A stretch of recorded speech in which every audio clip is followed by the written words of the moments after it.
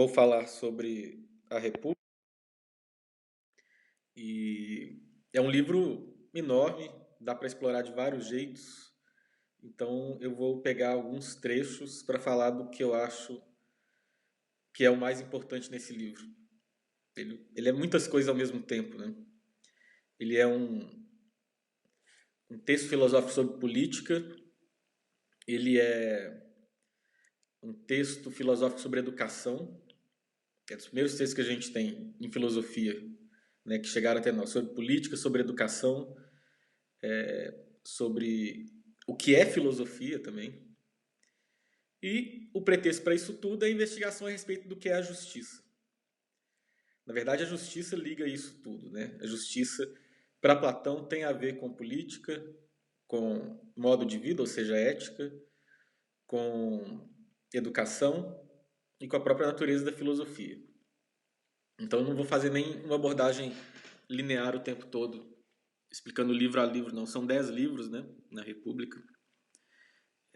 Eu não vou falar de todos, nem vou seguir tanto a ordem assim. Mas para introduzir o tema, como eu falei, o que unifica todas as coisas é que esse texto é uma investigação sobre a justiça. Platão tem vários outros diálogos menores que falam sobre outras virtudes, né? Sobre a piedade, sobre a coragem, sobre a temperança. E na República ele vai falar sobre a virtude da justiça. E o importante sobre os diálogos de Platão, eles não são tratados de filosofia. Eles são textos dramáticos, eles são diálogos, né? Ou seja, tem personagens, tem um cenário dramático envolvido também. E isso tudo importa. E por que é assim? Porque filosofia para Platão não é uma coisa abstrata, mas tem a ver com a existência concreta das pessoas. Filosofia é um modo de vida. Filosofia tem uma perspectiva existencial nesse sentido, né? Não é só uma teoria sobre a justiça. E como é que ele mostra nesse texto que não é só uma teoria sobre a justiça?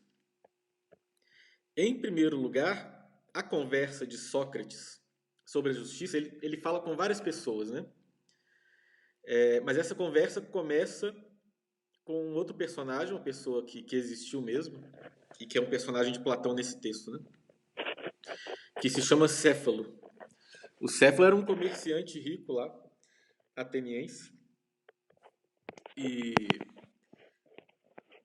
Sócrates começa a conversar com ele sobre a justiça, e o jeito que eles começam a conversar é interessante porque Sócrates pergunta para ele assim, o Céfalo ele já é velho, né? Então Sócrates começa a conversar com ele sobre a velhice e fala com o Céfalo, né? O que ele está achando da velhice, e o Céfalo fala assim, tô achando uma maravilha. É engraçado, né? Hoje em dia a velhice é um grande pesadelo, né? Ele fala, o Céfalo, tem as coisas ruins, é óbvio, né? Decadência corpórea e tal, mas ele está achando muito bom porque pela primeira vez na vida ele não é mais escravo das paixões dele, né? Ele não é uma pessoa que está seguindo as paixões, a coisa acalmou na vida dele e agora ele é senhor de si mesmo. Ele fala sobre, por exemplo, sobre o desejo sexual, sobre Eros, né? Ele fala que é como se ele tivesse se livrado de um déspota cruel, né? O amor, ele é um senhor que nos escraviza, o desejo sexual, né? O amor, né? Em outros sentidos. E ele fala, tô livre e agora eu posso fazer o que eu preciso fazer no final da minha vida. Ele era um comerciante rico, né? E o que ele precisava fazer? Ele falava, eu preciso preparar a minha vida, quitar minhas dívidas, não só de dinheiro, tudo que ele tinha que fazer para se preparar para a morte. Ele não queria deixar a vida devendo nada para ninguém, em todos os sentidos possíveis, né? Ou seja, ele queria morrer como um homem justo. E isso é interessante, né? A gente busca tantas coisas na vida, movido pelas nossas paixões, dá vontade de fazer uma coisa e a gente busca, né? Os prazeres, poder, riqueza, glória, fugir das coisas que a gente teme, etc. E o que acontece é que, no caso do Céfalo, depois que ele deixou de ser escravizado por essas paixões, o que veio para ele como objetivo da vida foi se tornar um homem justo. O desejo por justiça é interessante. Quando as paixões diminuem, surge no ser humano esse impulso por justiça. Não justiça assim, quero que os outros me tratem como eu devo, mas sim, por ser uma pessoa justa. Por parar de viver essa vida como se a gente estivesse devendo algo o tempo todo. Essa é a intenção do Céfalo. Uma intenção que chega na velhice. É o momento que ele está preparado para isso. A justiça, ela tem muito a ver com esse momento, né? A gente pensa assim, minha vida foi uma vida humanamente digna, quando a gente está pensando na perspectiva da morte, né? Tem aquela questão, tem até um livro sobre isso, né? Que é o que as pessoas pensam no leito de morte, né? E eu acho que poucas pessoas pensam assim nas coisas gostosas que comeram, em coisas do tipo assim, e as coisas importantes da vida vêm à tona, né? A pessoa fala, as pessoas pensam, né? Essa vida foi uma vida digna de ser vivida, né?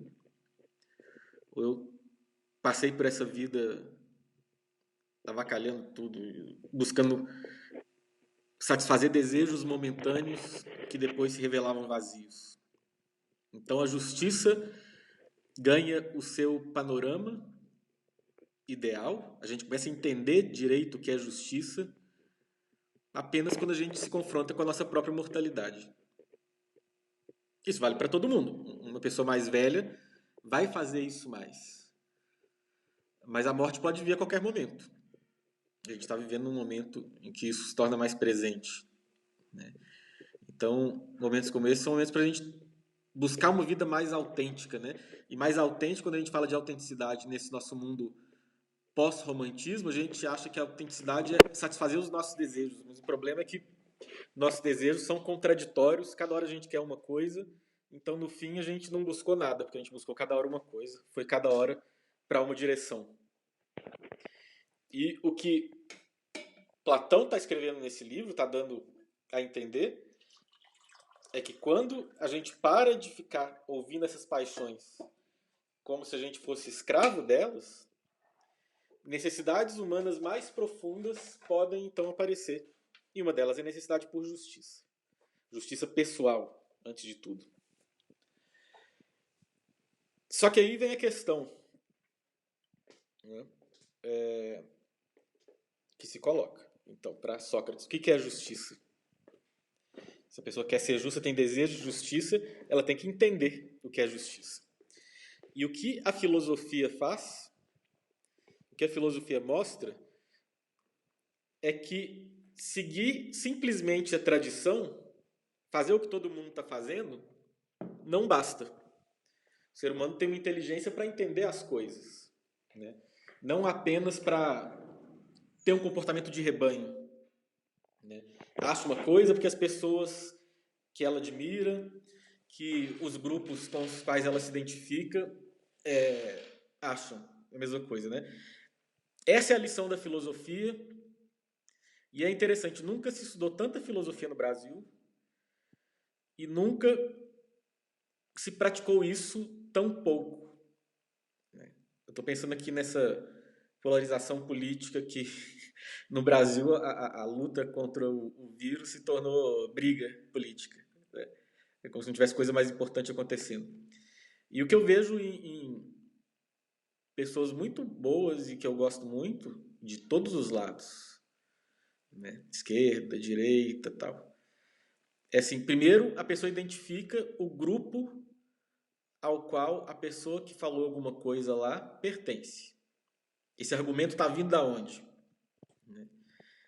Se for do grupo contrário, a pessoa vai buscar descobrir como é que esse argumento é falso. Se for do seu próprio grupo, como é que esse argumento é verdadeiro. Ou seja, a gente está pensando com o espírito de rebanho e não filosoficamente.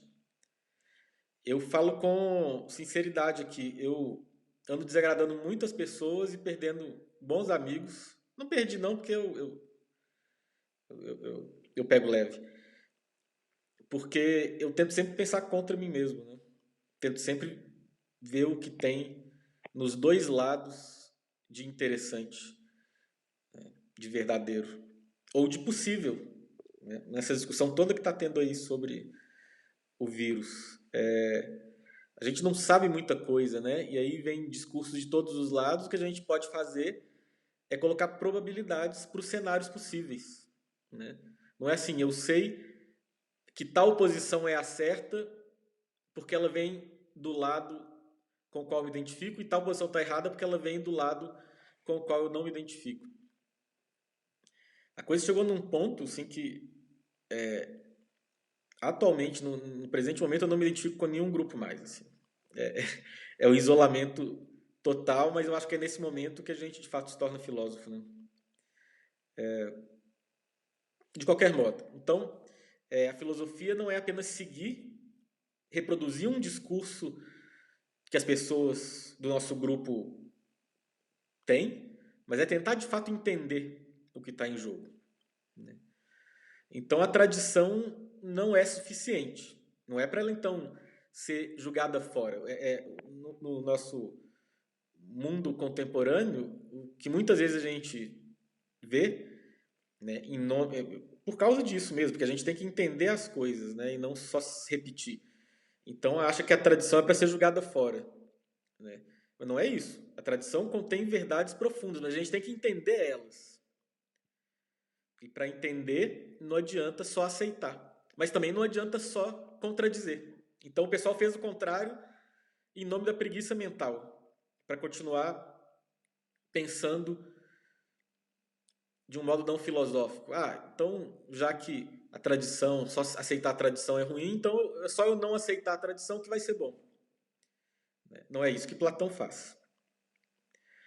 Então, a primeira discussão de Sócrates com o Céfalo fala: justiça para mim é dar a cada um o que se deve. Depois eu vou chegar aí e vou falar assim, essa é a resposta certa. Tá? Mas, a primeira coisa que Sócrates faz é refutar ela. E ele fala assim, por quê? Porque uma coisa é você ter uma frase que pode ser entendida do modo correto.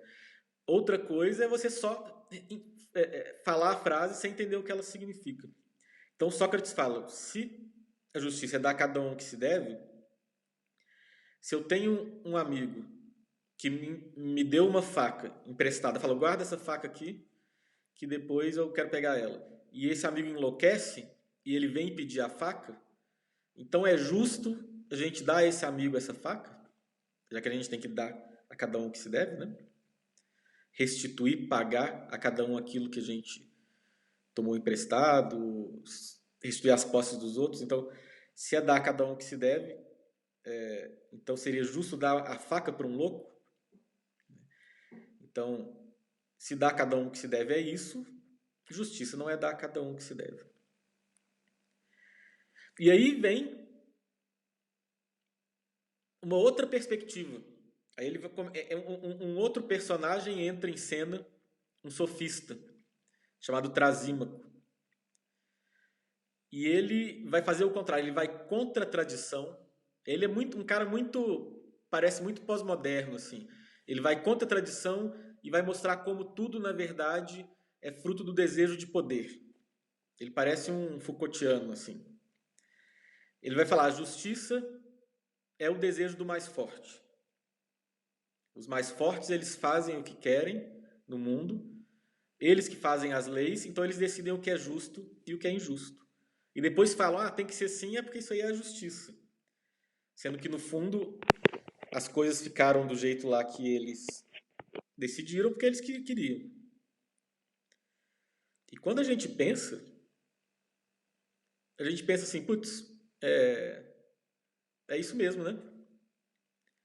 Justiça às vezes parece só, deixa eu ver, STF, sei lá, o desejo do mais forte. E esse é um argumento difícil de refutar, mas o começo da República é a refutação desse argumento. Ele fala, justiça não pode ser só poder, ele não fala exatamente assim, tá? É todo um raciocínio passo a passo que não dá tempo de explicar aqui. Mas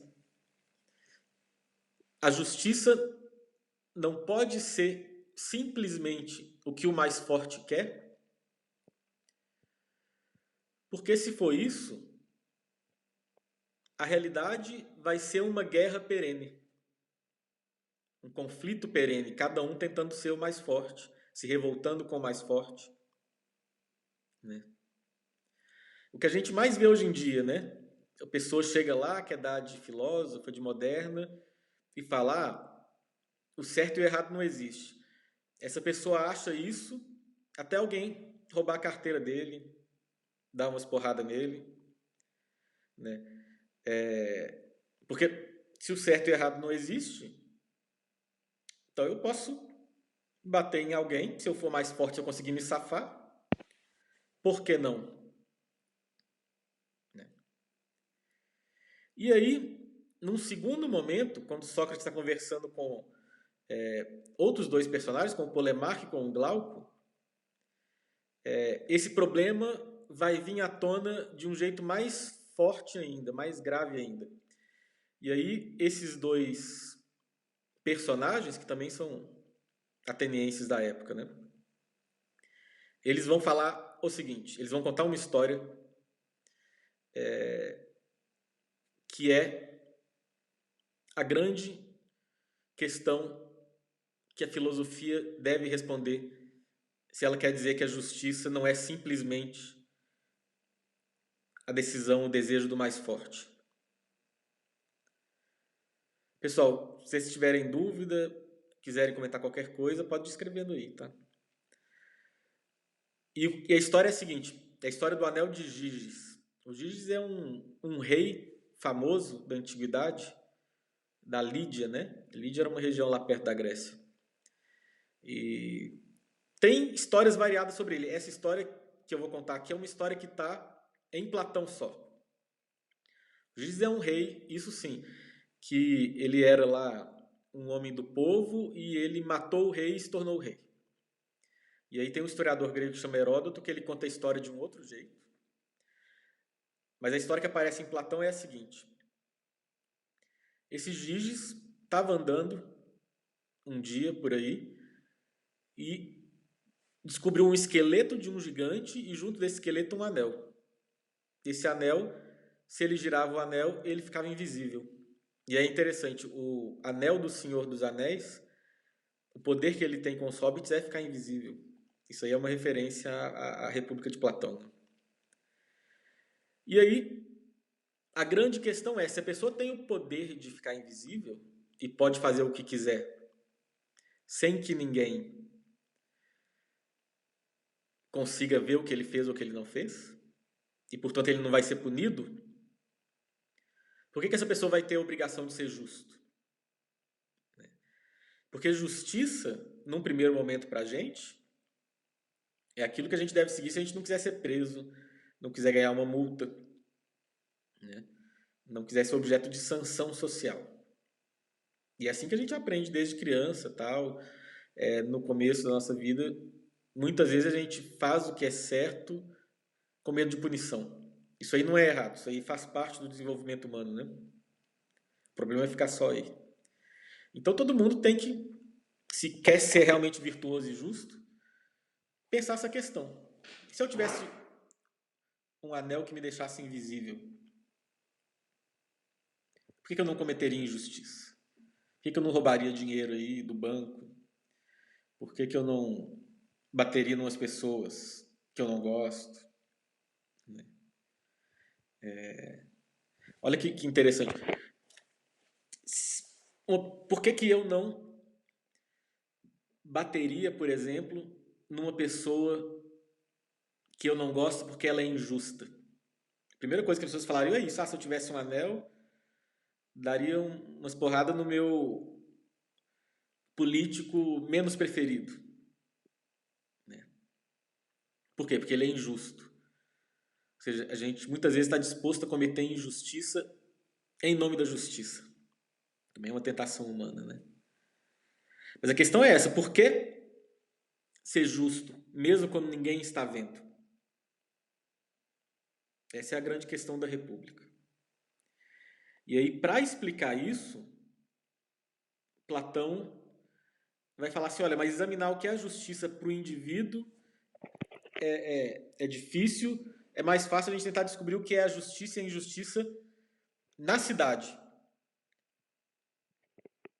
Se a palavra é a mesma, né, justiça, justiça na cidade, justiça individual não deve ser uma coisa tão diferente uma da outra, então, portanto, descobrindo um, a gente vai entender o outro. Né? E aí, então, para ele tentar entender o que é a injustiça e a justiça, ele tenta imaginar o que é uma boa cidade. Uma cidade ideal, né? E, portanto, por isso, uma cidade que é justa. O bem e o justo aí são equivalentes, né? A boa cidade é a cidade justa. E aí ele desenvolve isso de vários e vários e vários modos. Né? E aí, no fim das contas, ele vai falar o seguinte: uma cidade é justa quando cada pessoa faz aquilo que ela deve fazer nessa cidade. Cada um cumpre bem a sua função. Isso que é justiça. Ou seja, dá a cada um o que se deve, né? Ou seja, cada um fazer o que deve fazer segundo a sua função social. E para Platão aí, existem 3 funções. E isso é interessante porque elas não são tão diferentes assim da doutrina das castas hindu. Na teoria, né? Na prática a coisa é muito mais complicada. Mas... quais são as 4 castas hindus, né? Você tem os brahmanes, que são o pessoal responsável pela religião, pelo conhecimento, pelos ritos, ou seja, por transmitir a tradição e por ensinar, né, a cosmovisão para as pessoas.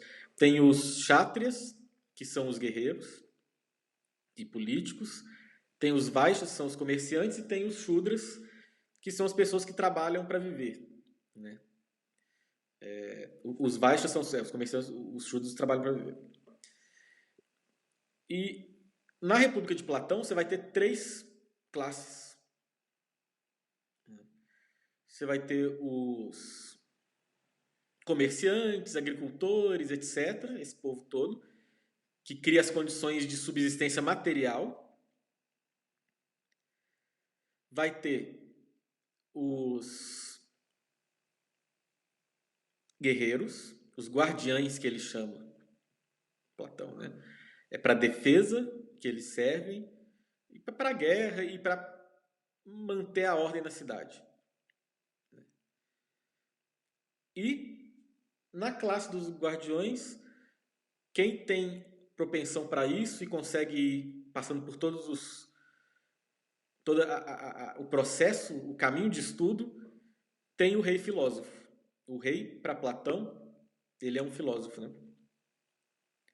Então você tem aí os filósofos, os guerreiros e os comerciantes. Ele não está pensando em quem trabalha para a subsistência. Então, não é uma coisa... não é uma coisa que ele coloca lá. Mas tem essa analogia, né?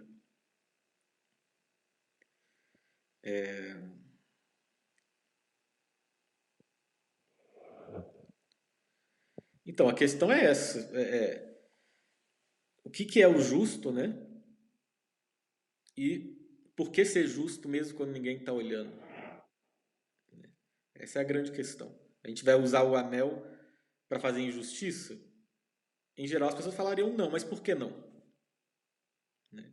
Se não existe o certo e o errado, por que não ser injusto quando é conveniente?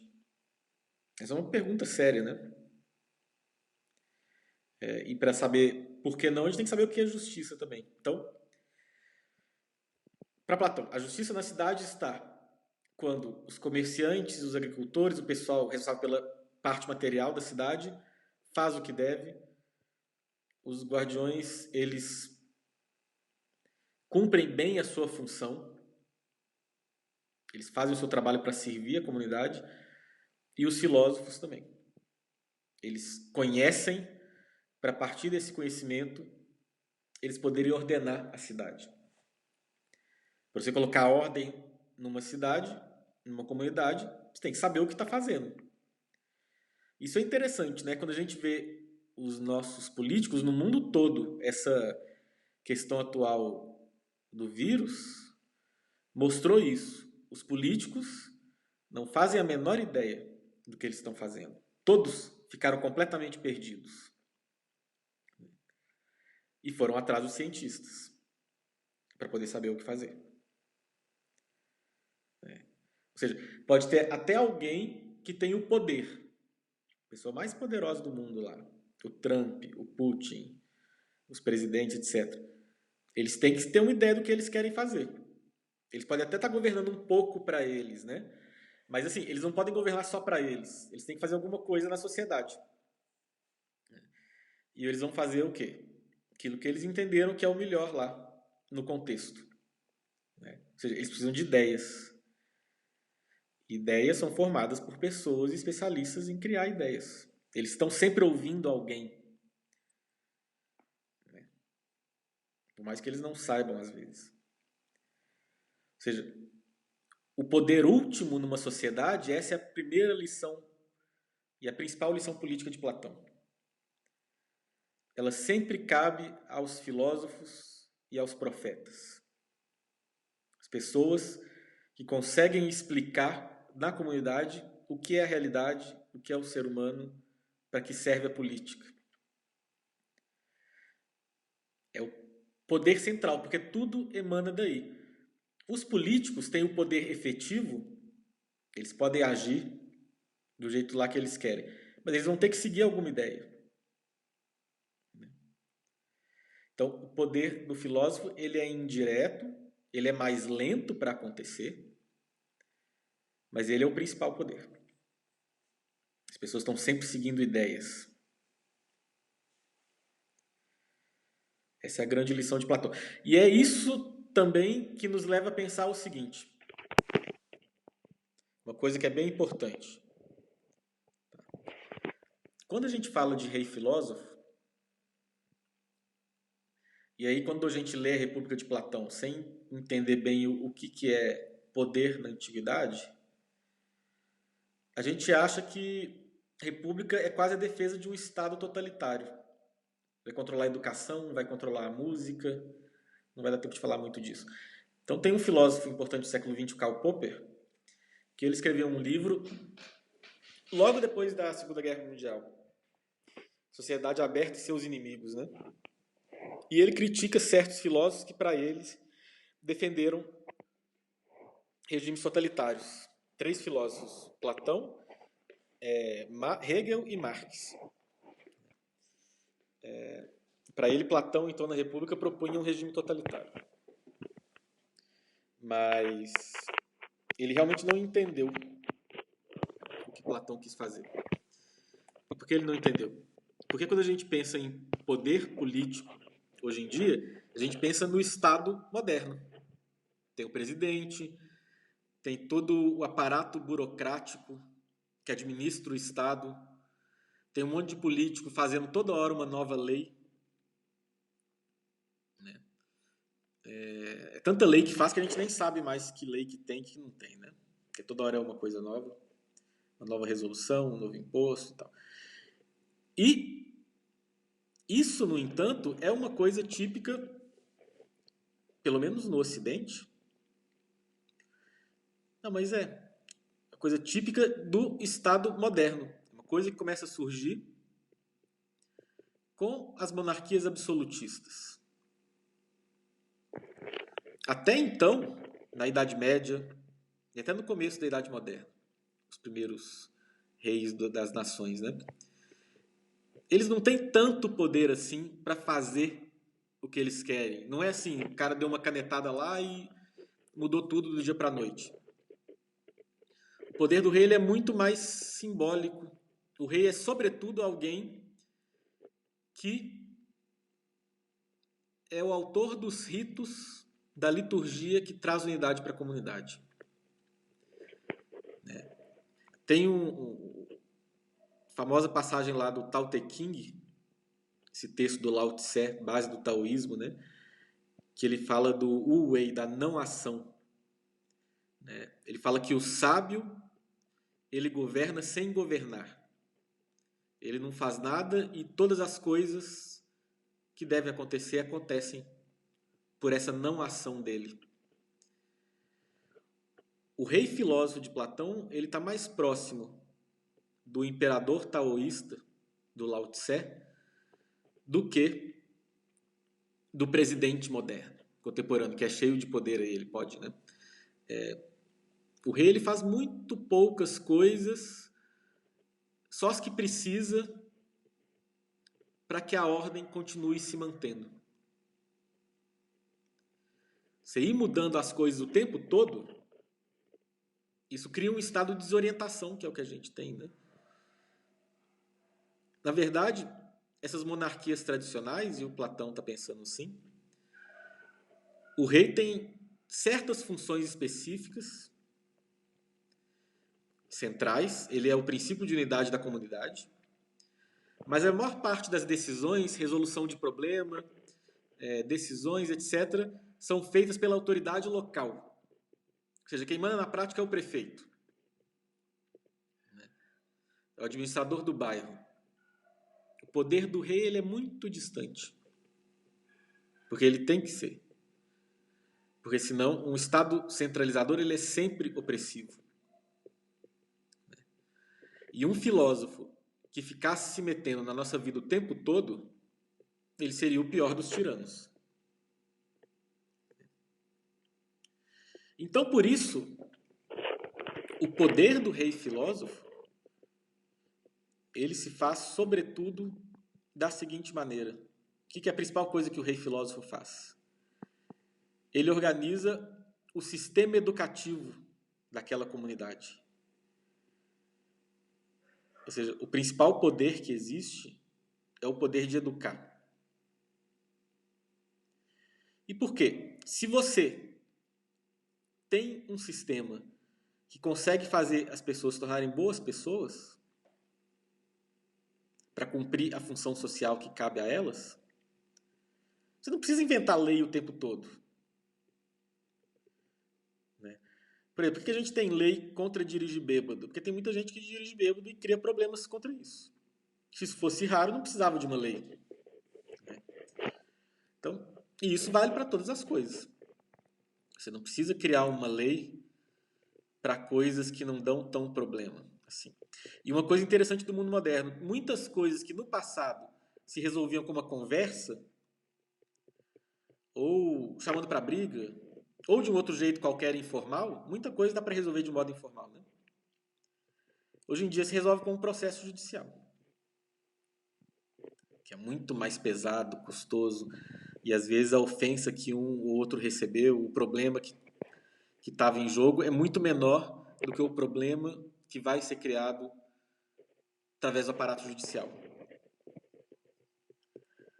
Quando se legisla sobre tudo, isso é porque está faltando bom senso na comunidade, entre as pessoas. Quanto melhores as pessoas são, menos leis são necessárias. A lei é sempre um remédio para um problema e um remédio pesado, desses que tem efeitos colaterais. Uma lei também é sempre um problema.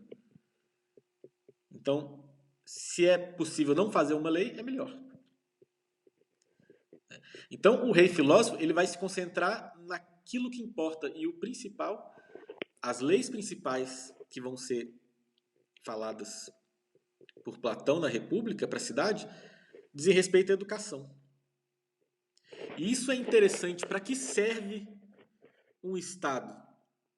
Para Platão, ele é sobretudo um empreendimento educacional. Serve para tornar as pessoas melhores. Essa é a finalidade da política. As leis, em Platão, isso em outro diálogo aparece mais claro no Gorgias, né? As leis, elas existem para tornar as pessoas melhores. As punições que as pessoas recebem em Platão, elas deveriam ser remédios que curam a alma das pessoas que cometeram injustiça. O Mateus perguntou se já existiu algum rei filósofo nesse estilo que Platão propôs. Do jeito que Platão propôs, nem tanto. Mas sim, teve o Marco Aurélio, teve toda uma geração de imperadores romanos, uns 4, 5 em seguida, a dinastia dos Antoninos, né? Que eram reis filósofos. Eles eram filósofos estoicos, não platônicos, mas eles eram reis filósofos. O mais famoso é o último deles, o Marco Aurélio. Naquele filme Gladiador, o começo, o imperador é o Marco Aurélio, né? Então, existiu. E ele fez coisas boas, por exemplo, ele proibiu na época dele a luta de gladiadores, né? Agora, todo rei, em alguma medida, vai cumprir a função do rei filósofo, mesmo que ele não seja. É claro que se ele for um rei sábio, ele vai ter uma influência gigantesca. Se ele não for, assim, ele tem um poder simbólico. E aí o poder simbólico segura a onda por um tempo, né? Por um tempo. Muita gente fala assim, o Frederico II, o rei da Prússia, era um rei filósofo. Ele não era um rei filósofo, tá? Por quê? Não basta ser filósofo. Não basta gostar de filosofia e gostar de estudar. Não é isso. O rei filósofo é aquele que seguiu o caminho filosófico tal como descrito por Platão na República. Tá? É um caminho muito específico. Não sei se muita gente seguiu esse caminho, não. Você não tem muitos reis filósofos, mas você tem alguns papas que alcançaram a sabedoria. Tiveram uns papas terríveis, mafiosos, fizeram de tudo, né? Mas existiram alguns papas que foram muito sábios. Por exemplo, São Gregório Magno. Talvez eles tenham sido o mais próximo de um rei filósofo, no sentido que Platão dá ao termo, porque o rei filósofo é sobretudo aquele que contempla o bem. Né? Então, São Gregório Magno, que é um papa que é um místico também, que teve uma experiência do bem supremo que é Deus, né? Ele foi mais ou menos isso. E olha que interessante. Qual que é a principal coisa que o São Gregório Magno fez? Quando a gente pensa em São Gregório Magno, a gente pensa em quê? Até hoje. Em canto gregoriano. Chama canto gregoriano porque é ele que organizou esses cantos. Não foi ele que criou. São cantos tradicionais, mas ele organizou, né? E tornou esses cantos a liturgia da igreja. Ou seja, ele legislou sobre a música. E quando a gente para pensar, foi a coisa mais sábia que ele fez. Vocês já assistiram uma celebração litúrgica com canto gregoriano? Aquilo lá leva a gente para um outro nível mesmo. Aquilo lá muda. Aquilo lá faz a gente ter uma percepção do que é o espiritual. E igreja serve para isso, né? Então, sim, teve o Marco Aurélio como rei imperador romano, teve esses papas aí, de algum modo eles têm um poder mais espiritual do que temporal, né? Mas o rei filósofo sempre foi mais um ideal do que uma realidade. No entanto, a ideia de monarquia sempre foi essa, tradicionalmente, até a Idade Moderna, né? O rei ele tem um papel, sobretudo, simbólico, litúrgico, e ele manda na prática muito pouco. Rei mandar muito, ou quem detém o poder mandar muito, é uma coisa mais moderna mesmo. Esse poder que presidente tem hoje, nenhum rei nunca sonhou em ter. Nem dava para ter. Na Idade Média, como é que você ia fazer uma lei e no outro dia o pessoal ia cumprir? Né? Era difícil chegar em todos os lugares. Mas, continuando então. Política, para Platão, é sobretudo um empreendimento pedagógico. Você tem uma educação. Por quê? Se as pessoas são boas, você não precisa de tantas leis e a ordem surgirá. Se as pessoas são más, não importa quantas leis inventem, sempre vai estar dando errado. E é o caso um pouco do Brasil, né?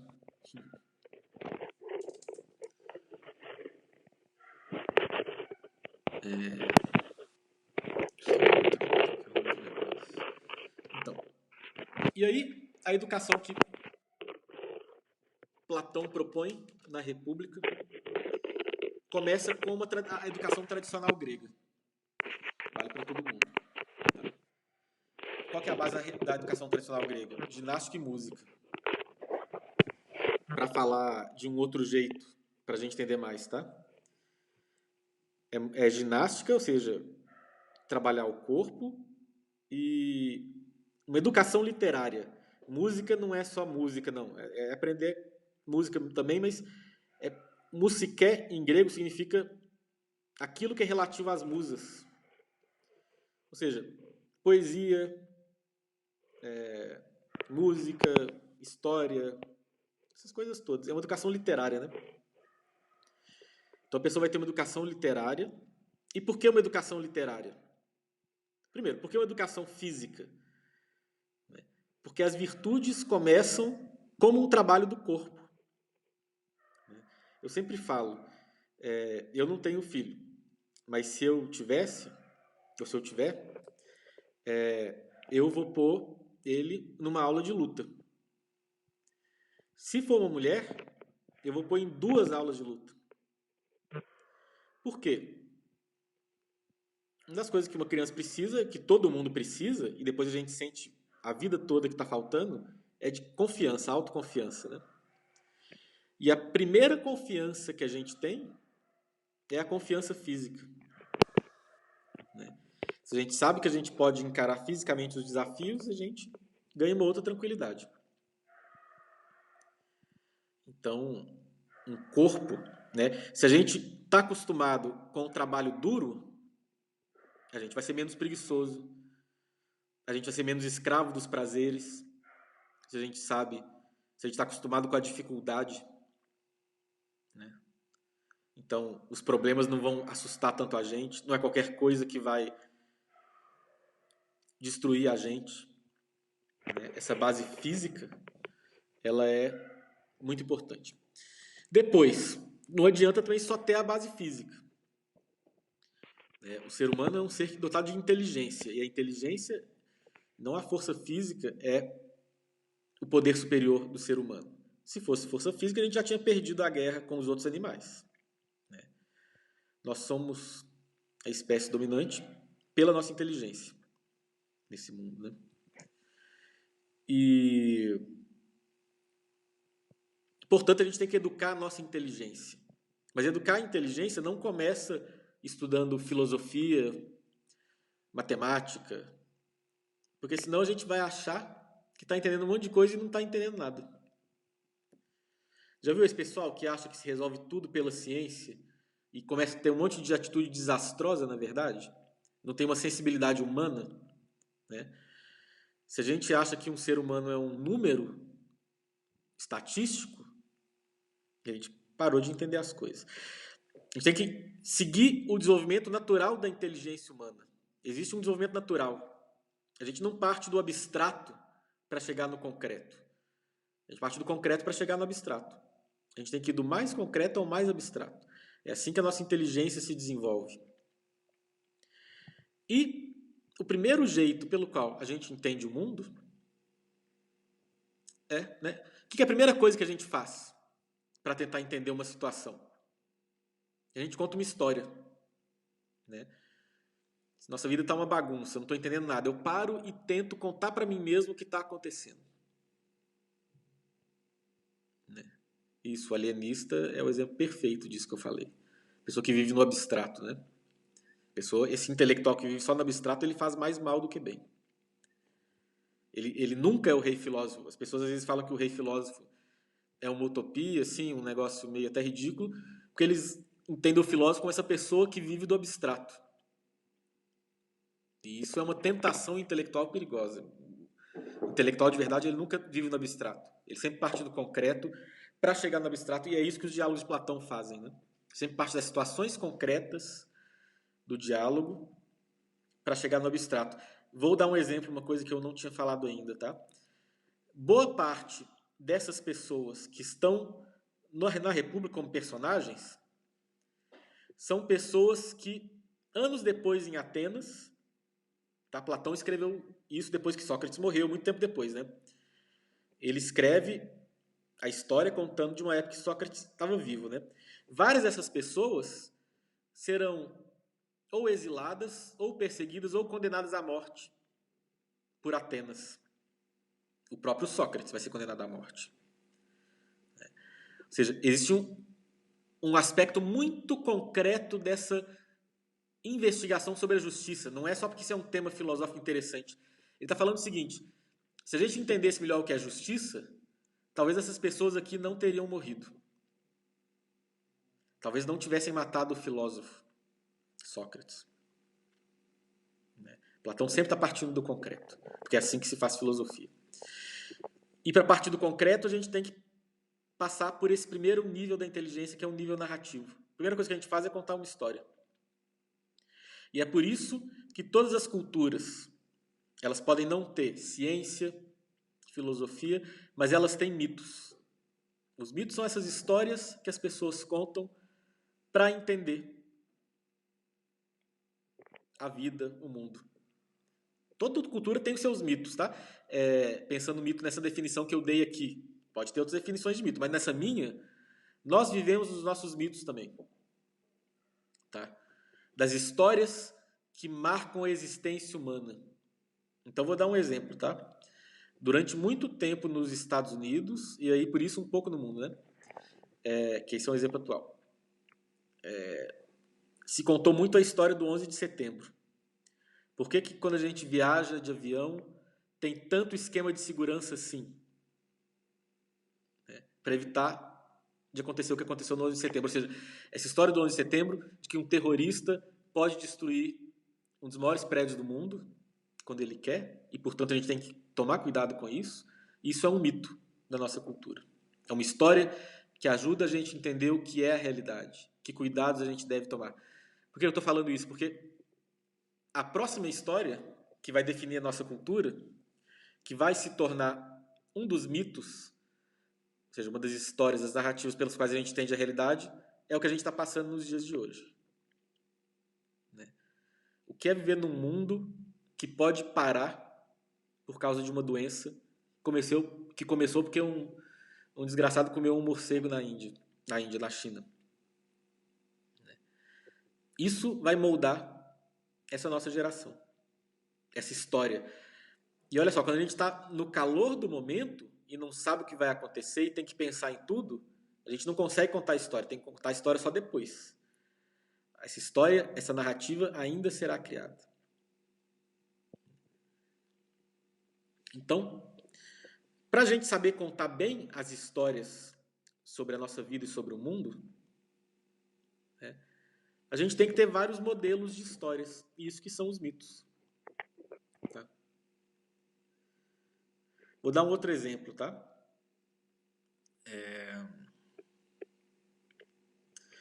História da Revolução Francesa. Né? Tal como ela... A Revolução Francesa é complicadíssima, né? Dá para pensar ela de vários jeitos, mas o jeito mais tradicional, o jeito como ela é contada na nossa cultura, é assim, o povo ele se revoltou e colocou por baixo esse poder despótico do rei. E olha só, sempre que a gente pensa em política, essa história da Revolução Francesa está lá no fundo. Né? Política para a gente dá certo quando o povo despoja os poderosos do poder que eles têm, que toma o poder para si mesmo. Eu não estou falando que essa história está certa nem errada, estou falando, a gente pensa assim. Nossas ideias políticas partem das narrativas fundadoras que a gente tem na nossa cultura. Na Grécia era o mito lá da Batalha dos Titãs, de Zeus e dos irmãos dele contra a geração anterior, né? a gente tem o mito da Revolução Francesa.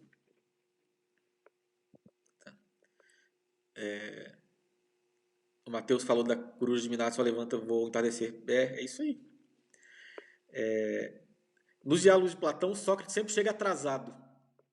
É interessante isso. E eu acho que tem a ver com justamente isso. O filósofo sempre vem depois. Não dá para entender as coisas na hora, né? Dá para entender, mas não muito bem. Dá para entender mais ou menos. Dá para entender melhor depois, né? Então, por isso que é importante ter uma cultura literária. Quando a gente tem muita poesia decorada, né, e a gente está passando por uma situação lá, o mundo está passando, essa poesia vem e ela dá as palavras para descreverem aquela situação. Palavras muito melhores do que as que a gente teria. Por isso que é importante uma cultura literária. Por isso que ter uma educação literária nos deixa mais inteligentes. Inteligente não no sentido de ter QI, no sentido de entender o mundo e as coisas. Seja o sentido real do termo. Né? E aí depois da educação literária, muita gente só fica nessa aí, tá? Ginástica e música já tá ótimo. Mas para as pessoas que vão avançar, aí tem a educação do filósofo. A educação do filósofo ela é composta daquilo que na Idade Média, em primeiro lugar, né, se chamou de quadrivium, que é matemática, música e astronomia. Aí música no sentido teórico, tá? De ver como a matemática governa as proporções musicais. E a astronomia é como a matemática governa os astros celestes. E a matemática, aritmética, geometria, estequiometria. Na Idade Média, o quadrivium, essa educação, se fixa em 4 disciplinas. Aritmética, geometria, aplicação da aritmética no tempo, que é a música, aplicação da geometria no espaço, que é a astronomia. Por que isso é importante? Porque é com esse estudo que a gente vai entendendo que existe uma ordem no mundo. Que o mundo não é uma bagunça, existe uma ordem e a nossa inteligência é capaz de entender essa ordem. Esse é o começo da educação filosófica em Platão. A gente vai captar com a nossa inteligência a música do real, as proporções matemáticas que governam a realidade, que a gente não vê. A gente só entende com os olhos da nossa mente, com a nossa inteligência. Então esse é um treino também para a gente aprender a usar a nossa inteligência num nível mais abstrato. E depois disso, o filósofo vai estudar dialética. E dialética em Platão não significa a mesma coisa que significa em Marx, em Hegel, nem em Aristóteles. Em Aristóteles, dialética é discussão filosófica. Em Platão, dialética é discussão filosófica também, mas aqui na República, dialética é o método pelo qual a gente entende os princípios da realidade, que ele chama de formas inteligíveis. E aí é complicado explicar isso aqui. Não sei se o Piatã já explicou ou explicará, né? Mas eu vou deixar isso para um outro momento aí para vocês. Então, é o estudo das formas inteligíveis. A gente faz isso depois que a gente entendeu a proporção matemática que governa o mundo, né? E aí o filósofo, depois de estudar isso tudo, e isso dura a vida toda, tá? Quando ele chegar nos 50 anos, ele finalmente vai ter uma experiência da inteligência que é tão intensa, ele vai treinar a mente de um jeito tão intenso, tá? Tão poderoso, que ele vai ter uma experiência que hoje em dia a gente nem sabe que ela existe. Tá? Algumas pessoas têm um pouco disso, mas desse jeito que ele está falando, isso aí é muito raro. Que é a experiência da contemplação com a nossa inteligência da totalidade do real. Tá? O filósofo platônico, depois que ele estudou o mundo todo, ele tem uma visão ampla e profunda do que é a realidade, das partes da realidade, de como que o todo, né, do real é composto. E os princípios do real também. E aí ele consegue abarcar com um único olhar da inteligência essa totalidade. E aí ele contempla. O que é contemplação? É conhecimento com admiração. Quando a gente conhece alguma coisa e fala, nossa, como isso é bom, como isso é belo, como isso é verdadeiro, e a gente se admira com isso, nesse momento a gente está contemplando. Todo mundo contempla. Mas a gente contempla por exemplo, uma bela paisagem, contempla aquilo que a gente conhece com os olhos, né? Uma obra de arte. Algumas vezes na vida, a gente estudando alguma coisa fala, nossa, como isso é bonito. A gente está tendo uma experiência de contemplação intelectual. Mas a experiência de contemplação do rei filósofo, que é o ápice da educação toda dele, é essa contemplação do todo. E só quem tem essa contemplação do todo é quem estudou durante décadas segundo esse método de Platão, entendeu? Então é quase ninguém. Isso é uma coisa que fizeram, que praticaram até o Renascimento. Até a Idade Média, até São Tomás de Aquino, sim. Depois, no Renascimento, retomaram o Marcílio Fitino, o Pico della Mirandola, o Giordano Bruno. Eles também fizeram isso. Depois disso, ninguém mais fez, praticamente. Então, ninguém nem tem essa experiência, nem sabe que ela existe. E o rei filósofo é aquele que fez isso, e ao entender o mundo e contemplar o mundo, ele entende que o mundo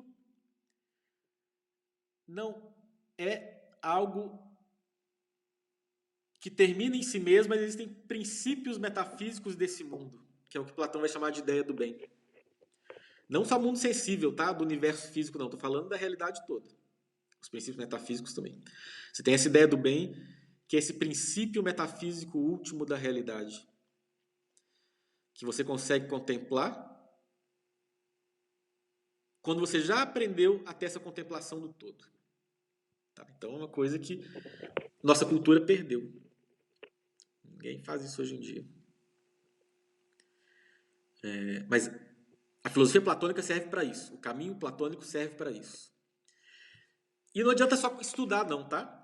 Estudo em Platão, como eu falei, não é só uma coisa abstrata que você sai falando. Isso aí não adianta nada, isso aí é até perigoso.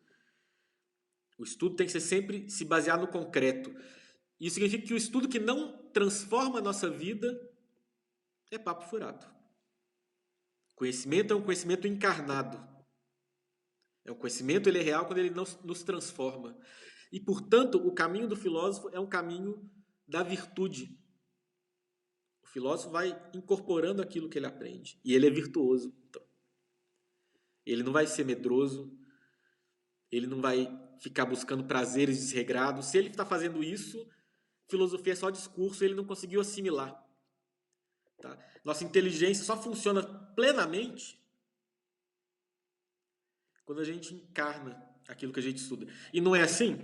Por exemplo, a gente ouviu falar de uma coisa, né? E é só quando a gente vive essa coisa que a gente entende de fato o que essa coisa é.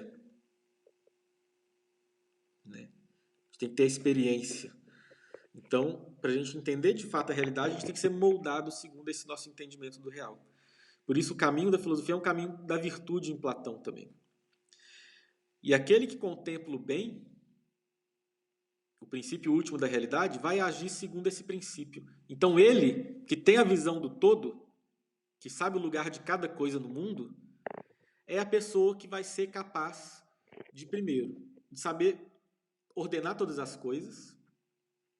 Então, essa pessoa vai saber como organizar uma sociedade, o que o ser humano deve fazer. Ele não está de achismo. Ele estudou 50 anos, ele entendeu a ordem do mundo, ele incorporou essa ordem do mundo nele mesmo. Por isso que um rei filósofo assim, na prática, nunca existiu, apesar de pessoas como Marco Aurélio terem chegado perto. E, em segundo lugar, ele sabe agir. Não adianta só saber e não conseguir fazer o que se propõe, né? Não adianta só ter boa intenção.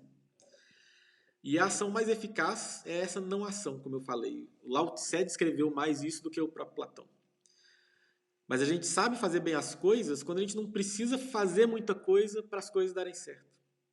Quando a gente tem um plano simples, que a gente não precisa ficar controlando o tempo todo. E o sábio sabe fazer isso. As coisas dão certo quando elas são simples. E aí o rei filósofo ele vai saber trazer essa ordem para a sociedade sem fazer quase nada. E aí cada classe social dessas três vai fazer o que se deve e essa é a sociedade justa. E o que vai ser o homem justo, então? Para Platão, vai ser a mesma coisa. E aí ele vai falar, a alma ela tem partes, né? Ele vai falar de 3 partes da alma. A gente tem a nossa parte concupiscível, que é a parte da alma que se move em direção aos desejos. A gente tem a parte irascível, que não é só a parte responsável pela ira, não, tá? Sabe aquela força que vem quando a gente quer alcançar um bem que é árduo? Lá naquele filme do Rocky, né? Lutador de boxe, O Olho do Tigre, né? Quando a gente quer dar aquela corrida e quer dar o máximo e vem aquela força do nada. É isso que é a parte irascível. Essa força, ela aparece também quando a gente está com raiva dos outros. E a sabedoria, a gente tem a nossa parte, nossa inteligência, né? E aí, se cada parte está agindo do modo como deve, a gente é justo. Então, se a parte concupiscente deseja as coisas com moderação e não se torna escrava dos desejos, a gente é temperante, a gente tem a virtude da temperança. Se a parte irascível, em vez de ficar querendo brigar com os outros, busca fazer coisas corajosas quando a situação necessita disso, a situação pede, a gente tem a virtude da coragem. E quando a nossa inteligência conhece a realidade, uma coisa é ficar falando sobre tudo, citar um monte de autor, outra coisa é conhecer mesmo, né? A gente tem a sabedoria. Então a gente tem essas 3 virtudes. E se, tal como uma sociedade, tá? A sociedade ela vai estar em ordem quando o rei filósofo governa, os guardiões obedecem e a população também obedece. Do mesmo modo, nossa alma será justa, terá a virtude da justiça, quando a inteligência governa, a parte irascível e a parte concupiscível, elas seguem a inteligência. Ou seja, o normal, hoje em dia, que a gente mais vê, que é o que não deveria ser, né? No ser humano, é assim. A gente tem um desejo ou está com raiva de alguma coisa e a gente usa a nossa inteligência para arrumar uma desculpa ou para a gente fazer o que a gente quer ou para a gente ficar com raiva de quem a gente quer ficar. Ou seja, a nossa inteligência ela virou escrava da nossa parte irascível, da nossa parte concupiscível. A gente tem que fazer o contrário. A gente tem que desejar aquilo que a gente entende que é o bem, né? Então, por exemplo, a gente entendeu que a gente precisa estar em forma, emagrecer, ter saúde, né? Mas na hora que parece aquele doce, a gente consegue encontrar a desculpa perfeita para na hora a gente comer aquele doce. Nossa inteligência ela é perfeita para fazer isso. Nossa inteligência se tornou escrava do nosso desejo. Tem que fazer o contrário. Nossa inteligência deve mandar no desejo. A gente tem que desejar, por exemplo, se a gente começa a desejar a comer comida saudável, de modo que a gente nem precisa pensar muito nisso, que já é o que a gente deseja, maravilha. Entendeu? Parte concupiscível, ela se tornou escrava da nossa inteligência, e não o contrário.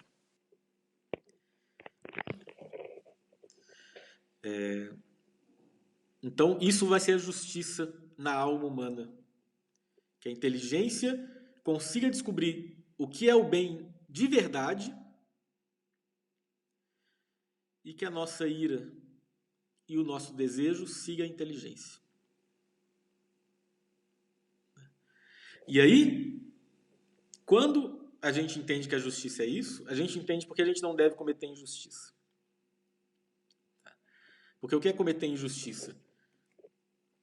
É buscar não o bem que a inteligência entendeu, mas é buscar o que os desejos querem ou o que a ira quer. Né? Se a gente bate em alguém na rua, é porque a gente está com raiva. Se a gente dorme com a mulher do próximo, é porque a gente está sentindo desejo. Mas se a gente segue a nossa inteligência, que percebe que o bem para o ser humano, né, enquanto um ser social, é respeitar a mulher do próximo, é respeitar a integridade física do próximo. Se a gente entende que o bem para nós é ter a moderação dos desejos e ter coragem, a gente não comete injustiça. E se a gente comete injustiça, se eu durmo com a mulher do próximo, se eu começo a bater nas pessoas na rua, o que vai acontecer? Minha alma vai se tornar injusta, vai chegar uma hora que eu vou começar a querer fazer isso e arrumar desculpa para fazer isso. Minha alma se corrompe, a gente vê isso, né? A gente vai fazendo o que não deve e no final a gente chega, rapidinho a gente não consegue parar.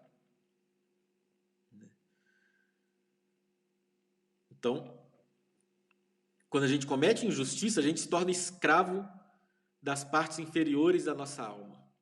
E a gente se torna infeliz. É por isso que mesmo que ninguém esteja olhando, mesmo que a gente encontre o anel, como Giges na República, como o Gollum lá no Senhor dos Anéis, mesmo assim a gente não deve cometer injustiça. É isso. Quem quiser perguntar alguma coisa, a hora é agora.